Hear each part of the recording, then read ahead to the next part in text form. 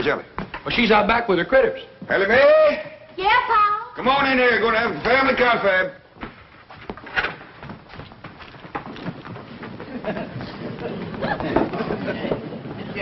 Now, as you all know, poor widow Fenwick and her young'un is coming to spend the day, and we all got lots to do. Fenwick.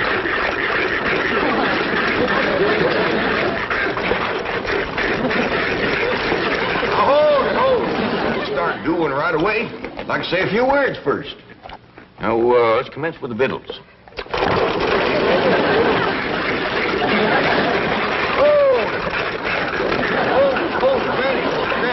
I mean the victuals for the Fenwicks. What you got planned? Possum stew, grits and jowls, some corn pone, and some pickled crawdads. Sound a little rich for folks that ain't ate for a while. Well, maybe you're right, Jed. To get the wrinkles out of their belly, I'll start them off with some nice hot owl soup. That'll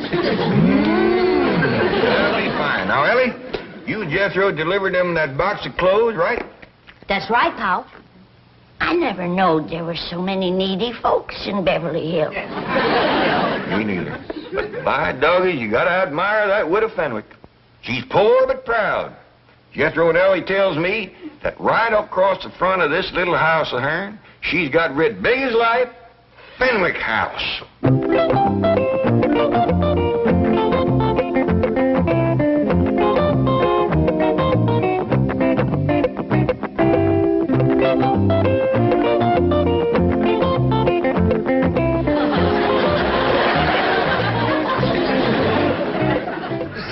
I have not refused to visit the Clampetts. It's just that I can't bring myself to wear those dreadful clothes.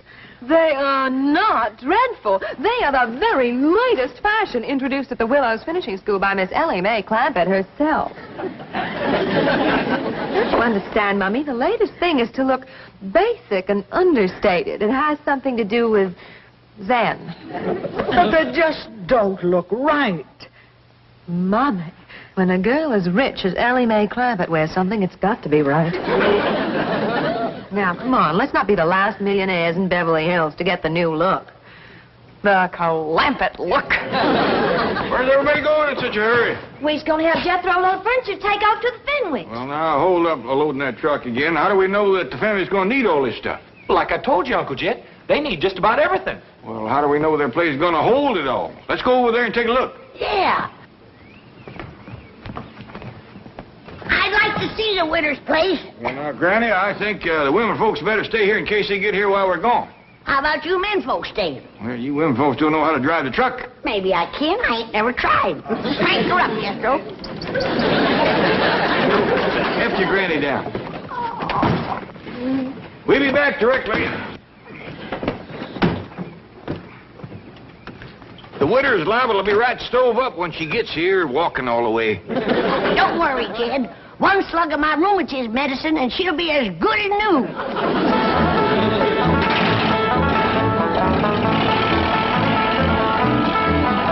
Granny, can your rheumatism medicine sure enough cure rheumatism? I didn't say it can cure rheumatism, Ellie, but it can sure make having it a pure pleasure.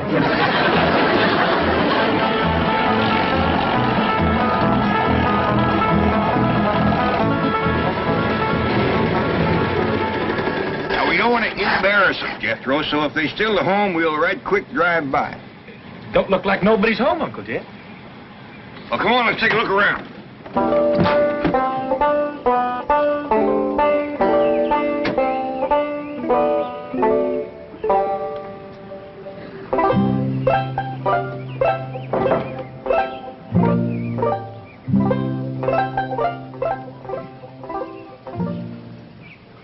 Found the box of clothes, Uncle Jed.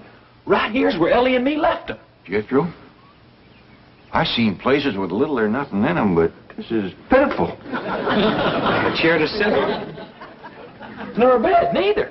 Ain't got a wash bowl, or a pitcher to fill it with water, or a window big enough to throw it out. Hey, Uncle Jed, we gonna bring them some stuff? No, Jethro. You couldn't squeeze enough stuff in this place to make it fit for two women to live in. Well, then what are we going to do?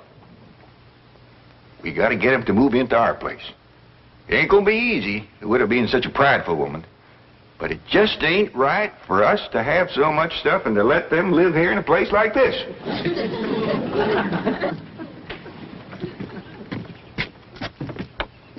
Now, there's something I just can't understand. How can folks live in a big, fine house like that and let a poor, starving widow and her young'un live in a place like this right outside their gate? Uncle Jed, let's go up and give them what for. It ain't for us to speak judgment on them. Maybe the spirit of love will take hold like it did Miss Drydale. The Clampett, they're moving, hurrah, hurrah. The Clampett, they're moving, hurrah. Howdy,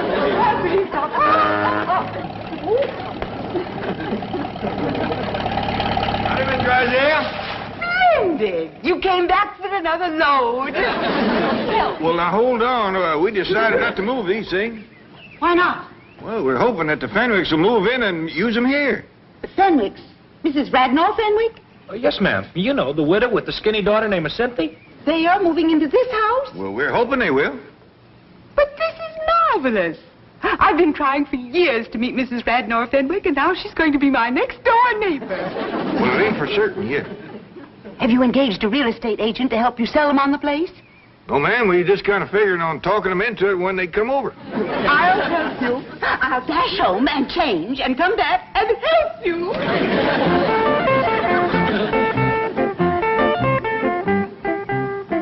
You see what I mean, Jethro? The spirit of love has put wings on her feet. I'll say, Uncle Jed.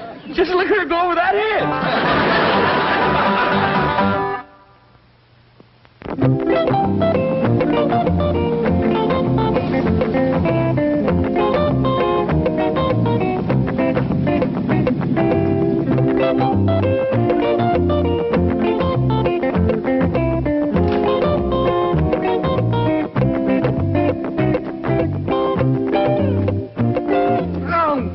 Mummy, and that makes you look just like any other common, ordinary, everyday millionaire. Now take it. No, Cynthia, I can't. I just can't. Well, you must. I just can't. Mummy, if anyone were actually to see you, I would die of mortification. Mummy, I thought I told you, no Jew. No, Cynthia, I feel positively nude without diamonds. We are trying to achieve the Clampett look, a look of studied slovenliness. Oh, Beasley, our services, please.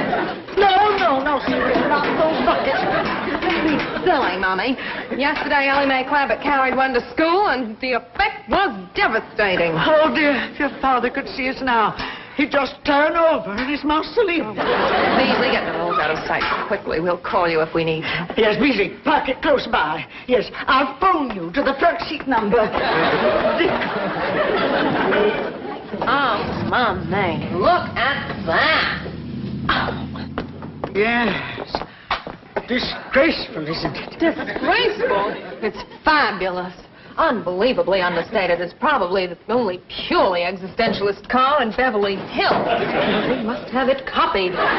Cynthia, we've used nothing but rolls for decades. Oh, Mommy, this is progress. Don't you understand? Frankly, no. I seem to have lost all sense of values. It's like a nightmare. Well, here, come sit down and pull yourself together before we meet them. Oh, it's just all so confusing. I just know this never could have happened if Coolidge was still in the White House. Paul, don't you want me to set the table in the fancy eating room? I reckon not, Ellie. We gotta be special careful not to put on airs around the poor widow. Let's eat in the kitchen family style like we always have. Well, that's a good idea. If we want the Fenwicks to move in here with us, we gotta make them feel like this family. Jed, is the Fenwicks moving in with us lock, stock, and barrel? Granny, the Fenwicks ain't got a lock, stock, and barrel to move in with. Right, Ellie? That's right, Paul. Not even a rain barrel. He ain't got a pump. He ain't got a place to wash at all. Well, the best thing to do when they get here is to stick them in the tub and scrub them down. I don't think they'd take to that right off. Hey, Ellie Mae. Come on, Ellie, let's go swimming. What's the matter with you? We've got company coming. Oh, Granny, I'm hot and tired. You get into some decent clothes. Now, hold on, Granny. I think maybe Jethro has solved their problem. You see there, Granny? I solved your problem. What problem, Uncle Jed? getting the Fenwick scrub without shaving them none. You mean I should do it? Oh, you just go for a swim in the cement pond and take along a cakey Granny's lye soap and a nice stiff brush. Ellie Mae, when the widow and her young'un get over here, you invite them down to the cement pond for a swim. Okay, Pa? When they get down to the pond, Jethro, you commence the soaping and the scrubbing and the splashing, and they'll get the idea. Dingies, that's a first-rate notion. Oh, thank you, Granny.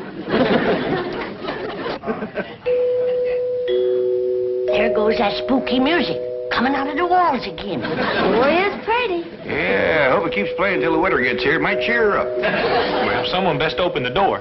As soon as that music starts to play, someone's going to come and knocking at the door. I noticed that. Take a look outside, Ellie. And you get your nakedness out of sight.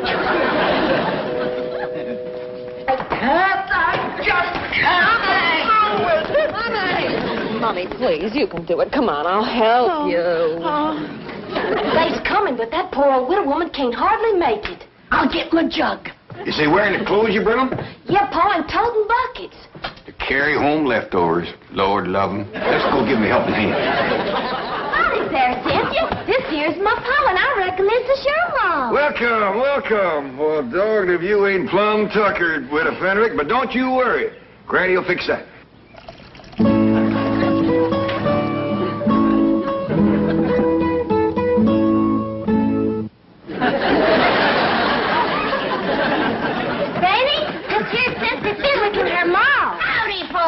Take their buckets out to the kitchen, Ellie.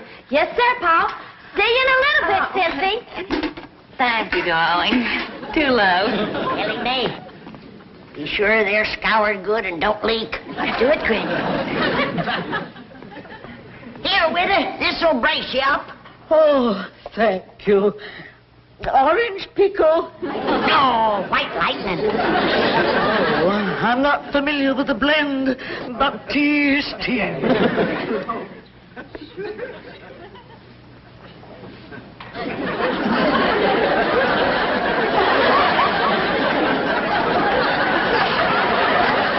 Got her to breathing deep.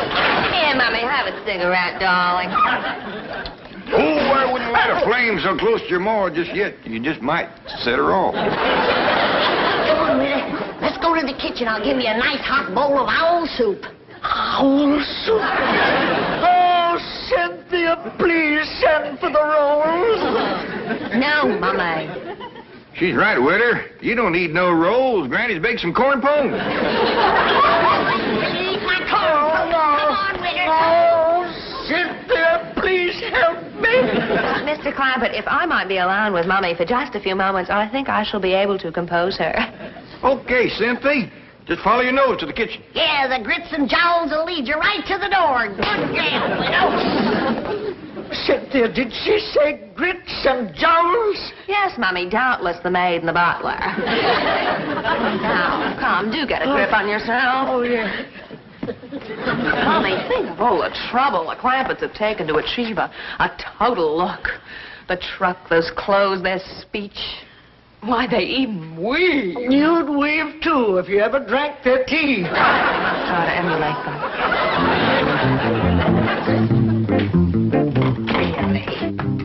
They'll never sell this house to the Fenwicks. We can practice on the cleaning woman. Howdy there. Are you Grits? I beg your pardon. Oh, we all is looking for grits and jowls. Well, you'll find them in the kitchen. And please stay there, out of sight. Now, see here. We uns is friends of the Clampetts. Obviously. And the sooner you're all out of Beverly Hills, the better. Meantime, stay out of sight in the kitchen. That is the surliest cleaning woman I've ever seen. See, Mommy, even the Clampetts have a servant problem. Yes, for the first time, I'm beginning to feel a common bond with them. We're both members of an oppressed minority group. Millionaires.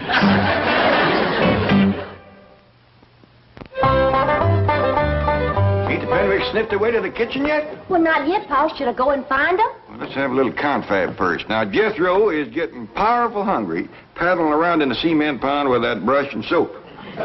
Ellie, you hinted to the widow and Cynthia about going swimming? Well, ain't had a chance, Pa. Well, they must be nigh on to starving. Granny, can we skip the washing and go right to eating? Jed, from what you tell me about the way they've been living, I'd feel much better if they were washed down good before they sat at my table. Maybe you're right. They didn't look bad, but you never can tell. Oh, there you are. We're still looking for grits and jowls. Oh, we'll get to them directly. Ellie. Oh, Cynthia, I bet you and your ma would like to go swimming, huh? I wouldn't. And now neither would I. We got a dandy pond, all made out of cement. Nice clean water in it, too. And plenty of room to splash around and work up a good lather. No, thank you. Yeah, I'll pass, too. Well, maybe they just like to look at the pond. Show them, Ellie. Okay, Pa. No, we're not interested. We didn't even bring suits. Well, I got one that'll fit you. And I'll try and find one for you at a baseball possum, Jed. Yeah, now come on, ladies. Pond's right out here. Come on, here you go. It's right over there to the right. It's peculiar behavior. Why do you suppose they're so insistent that we come up? Mama, looky there.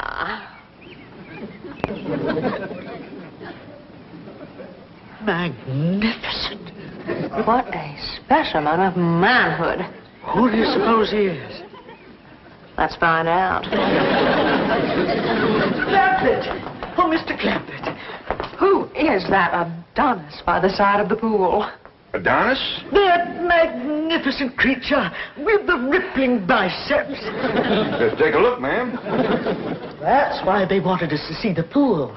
They're going to attempt a little matchmaking. Oh, I hope so.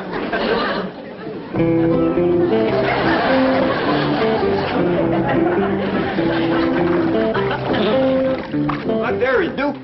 Duke! He has a title? Yeah, Duke. Duke of what? Where's he from? Well, he was born in Oxford. He's been with us since he was a little feller. Then he's the Duke of Oxford. Yeah, I reckon so. We just call him Duke. He hasn't got a wife, has he? Well, he's had his share of lady friends, but nobody right at the moment. Cynthia, I sure do hope you change your mind about going swimming. Oh, I have. Oh, Cynthia, you seem right fond of Duke. If you want him to like you, just tickle him behind the ear. He just loves that, Cynthia. Then when he lays over on his back, scratch his belly. So don't stand there. Get scratching. Sure know where to change, Ellie. Okay, Pa. Mr. Clampett, I imagine that Cynthia and I do appear a bit eager, but I want you to know that my daughter is worthy of royalty. We Fenwicks are a very, very old family. Oh, now, Widder, don't talk like that.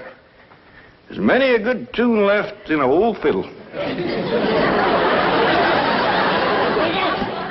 Here's a brand new swimming suit. Never been wore before. It was give to Jed here for a wedding present. Remember, Jed? Too big. Wouldn't be enough left sticking out to wash. Wash? Yeah, we'll make do. You better leave the room, Jed. Go on out to the laundry tub, Widder, and peel your shirt off.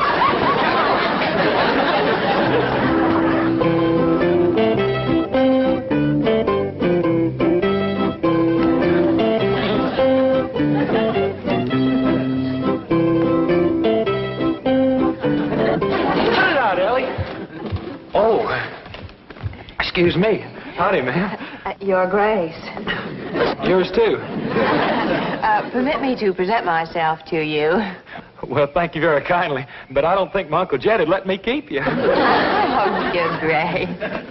Yours, too. I am Cynthia Fenwick. Oh, hey, is your ma coming? No, we are quite alone. Well, shall we go in the water? No, I'd rather not. Well, then why don't you just sit here and you can watch me? Your Grace. Yours too.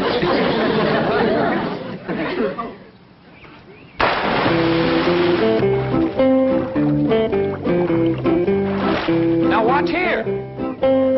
Are you watching, Cynthia? Oh, yes, I am. All right, now, here we go.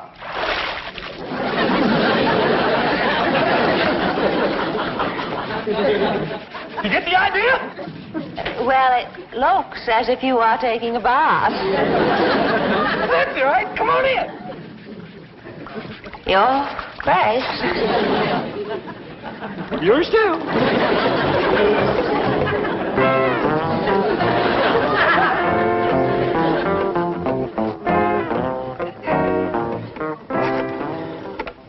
Mobile operator, give me JL 13411. No, make that 12. I want the front seat. I thought I told you to stay out of sight in the kitchen. Now look here. I have taken all the abuse I intend to take in this house. Clampett look or no Clampett look. Duke or no Duke. I refuse to... Oh, Beasley! Come quickly, please. This is... Now you get out of here. And take that other antique with you. I refuse to take orders from a poorly dressed, ill-mannered, overweight cleaning woman. Why, you loutish hillbilly. I am Mrs. Milburn Drysdale. And what does that mean? It means that I am a pillar of society. You were a pillar. I am cutting you down to a stump. Don't you dare pull a knife on me. The only thing I'm going to pull on you is your hat. Yeah, Jethro, Granny said she had trouble scrubbing the widder. How'd you do with the daughter? I tried, Uncle Jet, but that girl ain't washed in so long I couldn't sell her on the idea. Granny said the widder bucked like a mule, too, and then she busted loose and run.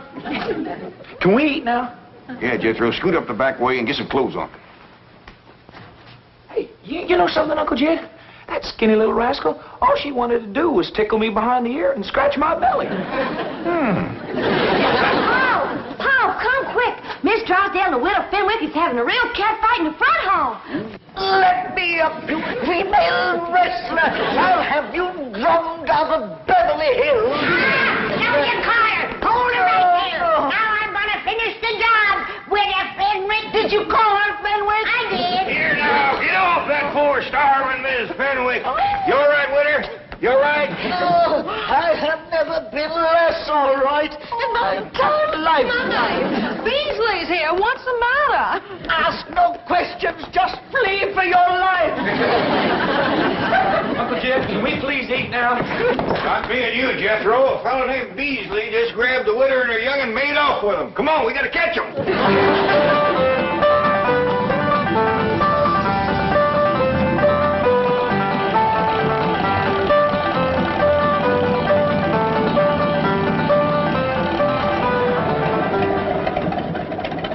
Right in there, Uncle Jed. Now the gates are closed. Well, I'll be doggone. That Beasley feller's the one that lives in that big mansion. And he's taken the widow and Cynthia into his house. And bound and scraping to him, too. Uncle Jed, you was right about not speaking judgment on that rich fella. Yeah, looks like the spirit of love sure took a hold of him, all right. Come on, Jethro, let's go home and have some possum.